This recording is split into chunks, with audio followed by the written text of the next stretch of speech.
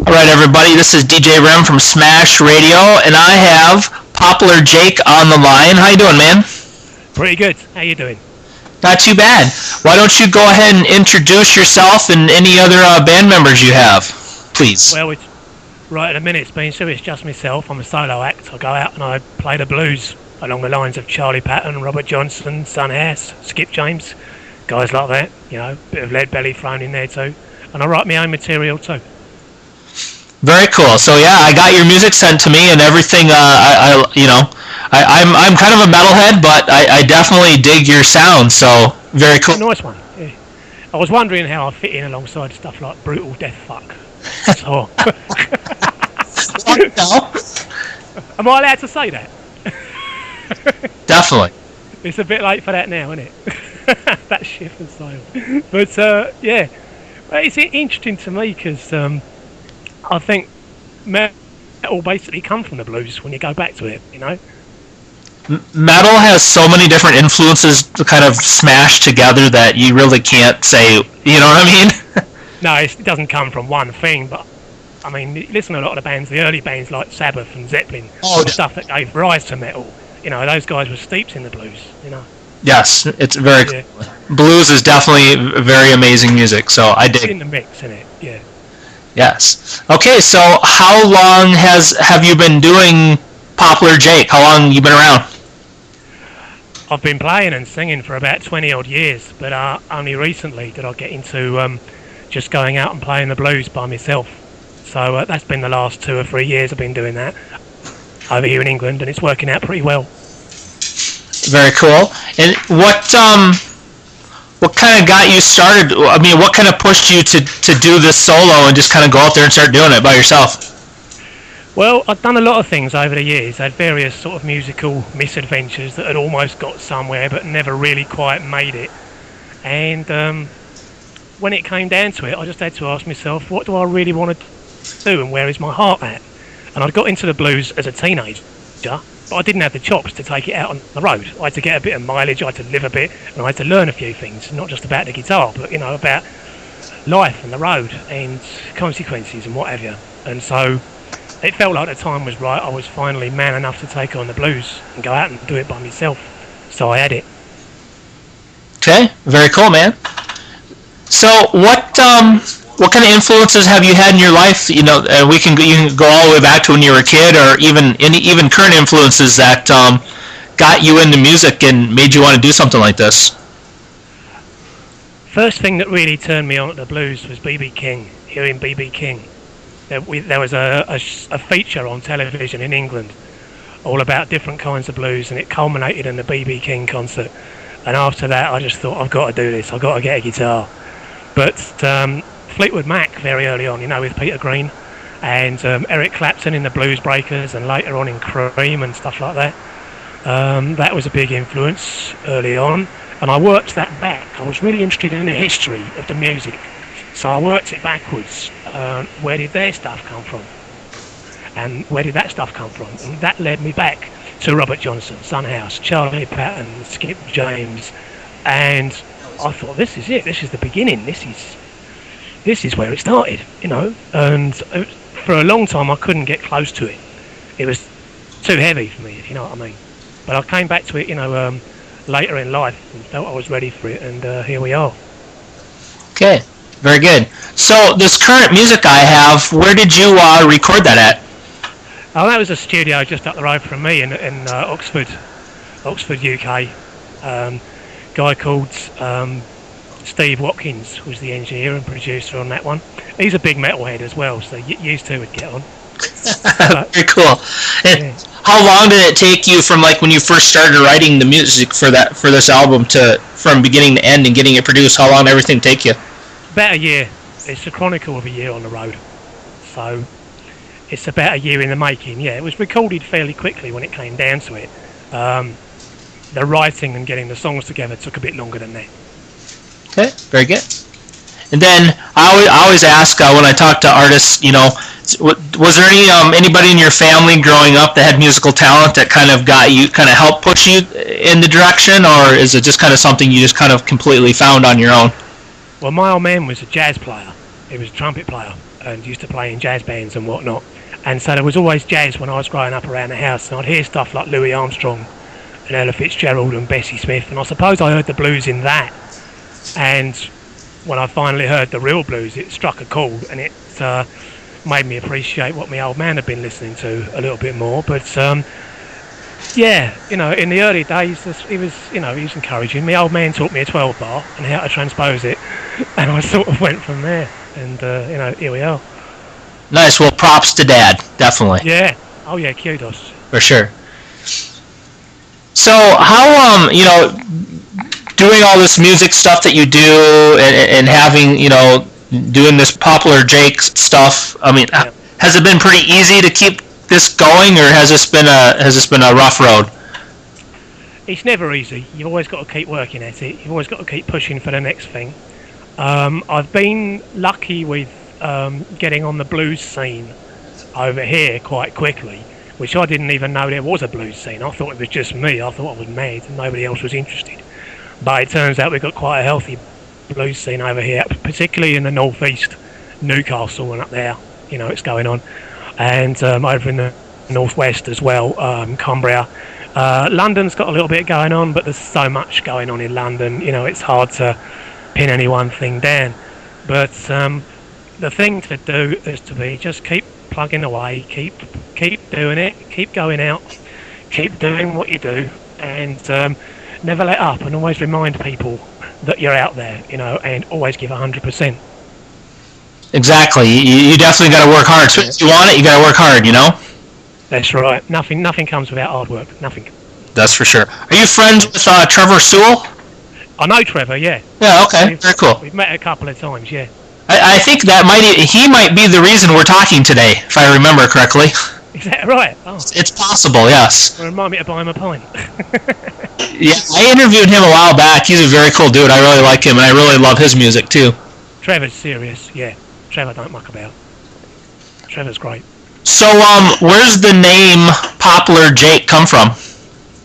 Well, Poplar is a neighbourhood in East London, which was where my father's family come from. So there's that. It's kind of like, you over there you got Mississippi Fred McDowell and Memphis Slim and da-da-da, Right. Yeah. So there's that kind of aspect to it. Another thing is, in English traditional folklore, the poplar tree represents getting stuck in there and staying with it, tenacity, stubbornness, never say die, never lay down to let the man count 10. You make sure you get up, even if he's just counted 9. You get up. You don't let the boy count 10. It's that kind of attitude which has kept me going. That's very cool. I dig that. So yeah. Yep. You always get back up. Damn straight. That's it. You got to. Even if you get knocked down again, keep getting up. Sometimes it's the only way to go, isn't it? That's for sure, especially these days. So, where is a good place for people to find out more about your music? What social networking and websites and stuff do you use? Okay, you've got poplarjake.com. That's probably the best place to go. That tells you everything I'm doing and a little bit about me, and you can see some videos and you can hear some songs and you can buy the albums and stuff like that. The albums are also available on iTunes, Amazon, CD Baby, Spotify, the usual sort of internet outlets. And there's a Facebook page. Find me on Facebook, Poplar Jake. Okay. Do you have any merchandise out there for sale anywhere? Yeah, there's 2 CDs out at the moment. There's the first one was made a couple of years ago. That's called Riding the Blinds, and that was initially just made as a demo to illustrate what I could do. But people started buying it, so we pressed a load of them, and now we sell it as a record. That's mainly traditional blues. That's Robert Johnson, Big Bill Broonzy, stuff like that. The second album, From the Delta to the Docks, is all original material, and that's the one that I'm pushing right now, and that's a full-length album. Okay, well, I strongly encourage anybody who hears this interview, if you check him out and dig the music, buy the album, help support the artist, because it's not easy or cheap to do this. It ain't. But nothing worthwhile is easy. Exactly. But it's worth it in the end. Yep. So, what are your goals? I mean, where do you hope to be in a couple years with everything you're doing right now? I just like to be doing what I'm doing now, but more of it and further afield. You know, I'd like to come over there. I've never been. That's right. Come over to the U.S., man. Yeah, oh, I'd love to. Yeah, seriously, I've never been. You've never been here to play, or you've just never been here? Never been here. I've never been. Period. No. I've never been to the UK, so I guess we're even. And I would love to come over there. So. Oh yeah, well, you know, we'd have to do like an exchange program or something like that. Okay. Yeah. But no, I'd love to come over there and play and see what it's all about. Yeah, very good, man. No. Okay, so here's a question. It's more based just for you particularly. Sure. If I grabbed your iPod or your MP3 player, however you like to listen to music, what kind of music would I find you listening to right now? You'd find Big Bill Broonzy, Robert Johnson, Muddy Waters, Memphis Slim, Elmore James, you know, and Otis Taylor, a guy I've only just sort of discovered and got into. I'm quite into him at the moment. He's a slightly more modern take on the blues, although he's been around for a long while. But mainly you'd find, you know, the traditional blues and the Chicago blues. That's basically where I'm coming from. Okay, very good. And what do you like to do to relax when you're not playing music and doing shows and stuff? What do you like to do? Any crazy hobbies or anything? No, the road's crazy enough. I don't need any crazy hobbies. No, I like to read and chill out and just pick up a guitar and play a few tunes and polish a couple of things up, write a few things, just keep it going. You know, that's really what I enjoy doing. Okay, very good. And then, what do you think sets you apart from the other blues artists out there? You know, trying to make a name of themselves. What are they going to get when they listen to you or come see you play live? Commitment. That's not saying other people don't have it, but that's something a lot of people say after coming to see me. They can see I'm committed to what I'm doing, and I'm not faking, and you know, I'm not taking a mick. I'm for real. That's what people say. So I think that's one of the things. Plus, there's not many people doing the solo thing at the moment. And I work a lot with the 12-string, which not many people are doing. The tunings that I use are, you know, somewhat unusual.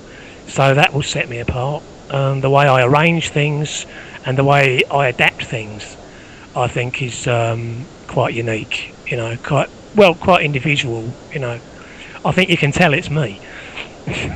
So I think I have my own identity in what I'm doing. Yeah. Where's your dream place to play? Where do you want to you know, where's that place? Oh, I don't know. I'd like to find the crossroads, you know, wherever that might be, where Robert Johnson made his deal. Very good. Very good. Yeah, you know, I don't know quite which crossroads it is, but lots of people have different ideas about where it might have been. I'd like to. What I'd like to be able to do is visit some of these guys, you know, visit the sites where they're buried, you know, and just pay my respects. Right. I'd like to get over there and just not so much about playing, just about, you know, connection. Okay, well, I wish you best of luck with that, and hopefully Thank you. you're able to make that happen. Okay, is there anything else you would like people to know about Poplar Jake? Anything I haven't asked you? Anything we can talk about on the radio? I don't know. What's to know? Please have a listen to what I'm doing. That sounds a bit needy, doesn't it? Have a listen to what I'm doing and see if you like it. And if there's anybody over there who thinks what I'm doing could fit in with what they're doing, get in touch. I'd love to be a part of it. I'd love to come over to the States and do a little bit. So have a listen and see what you think. Exactly, definitely. After this interview, check him out, and yeah, you know, if you like him, like I said earlier, buy the album and help support the artist, and yeah, because he rocks. Thank you. Any kind of way. You're going to be playing any of my stuff on your show? Yeah, actually, I have you in the 24/7 stream at Smash Radio. All right, nice one. So the one thing I want to ask you too is, with this interview, do you mind? Because this interview I'm recording it and I'm going to upload it to my YouTube channel. That's where I put all my interviews. Yeah. And Do you mind if I throw a couple tracks into the interview? Yeah, please do. Okay. Yeah, spice it up a bit. Okay. Yeah, nice one. Okay. I'll throw a couple tracks in. I'll put it together and then and I'll throw the tracks in. So. Great. Yeah. Let me know when it's done, man. People, once they hear the interview, then they can actually hear some tracks, or maybe I'll put like a track at the beginning and a track at the end or something. So. Okay. Yeah, sounds good. Yeah. So the last thing I'd like to ask is I'd love to have a radio liner from you if you don't mind. Sure. What can I do? So if you can, you can just say, this is Poplar Jake and you're listening to Smash Radio. This is Poplar Jake and you're listening to Smash Radio. There you go. Perfect, man. That's it. Because then I'll throw that in the station to play with your tracks. So. All right. Okay, well, thanks again for taking the time to talk to me. Give me probably within the week I will have this edited and I'll have everything uploaded on YouTube and I'll send you a link through Facebook. Yeah, please do. Look forward to it. So. And thanks a lot, for having me on and doing this. Really appreciate it. Yeah, not a problem. Anytime you want to talk, you let me know. Okay, nice one. Same to you. Yep. Okay. Take care, man. All right, bruv. Laters. Bye.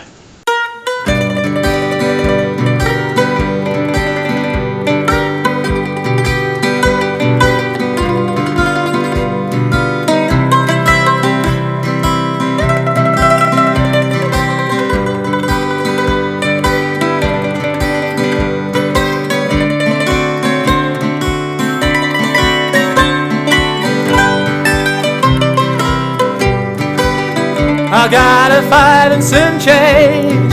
It's a long way to ride. I got a 5 and some change. It's a long way to ride. Just to hold your hand made me satisfied. Oh, Miss Roberts, why you been so long? Miss Roberts, why you been so long?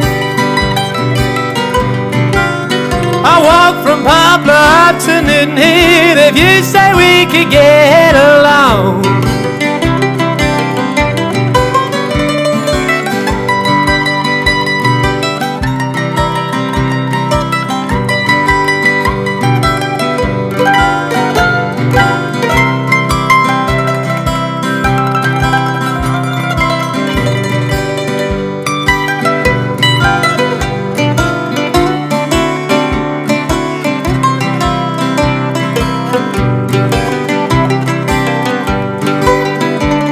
So bring me my whistle, hand me my watch and chain.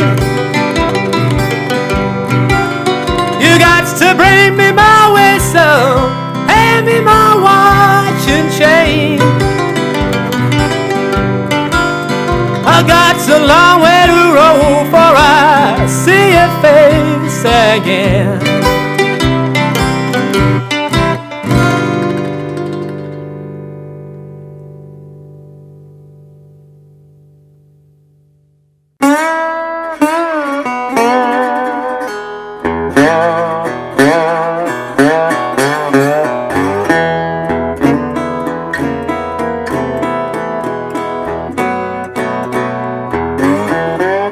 Do you remember, not so long ago, I said I'd stop my drinking, little girl, that isn't so, babe. Don't turn your back on your loving man.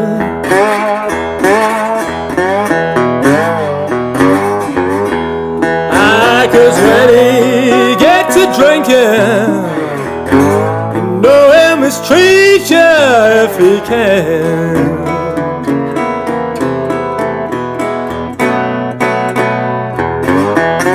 I know I said I love you, swore I always would be true. But if I could cheat upon my first wife, woman, I could do the same to you. Oh, baby,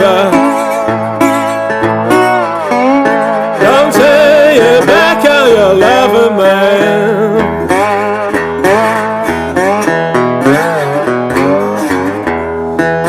'Cause when he gets to drinking, you know he mistreat you if he can.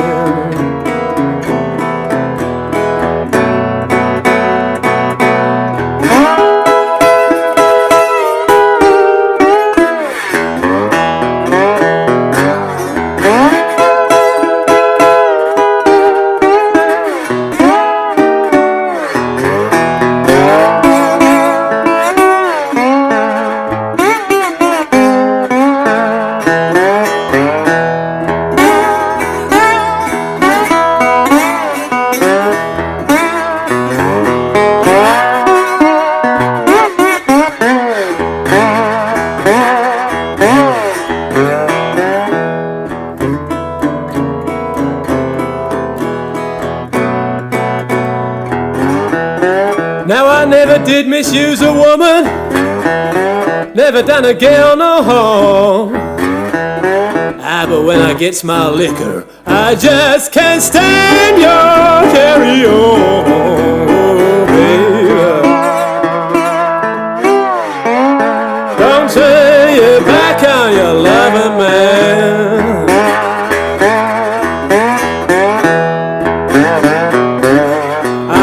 'Cause when I gets to drinking, you know I mistreat you. You know I mistreat you.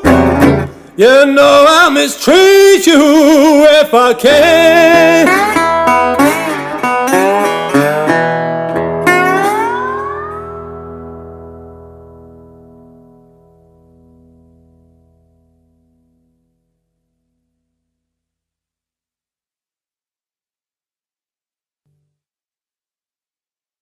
Fella.